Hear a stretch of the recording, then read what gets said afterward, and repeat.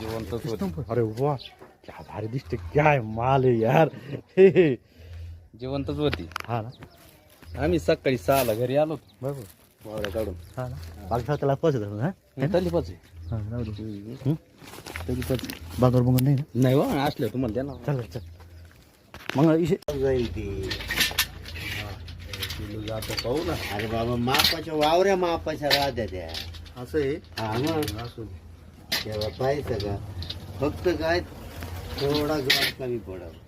हे बा 1 किलो आहे पाय. हे दोन आम्ही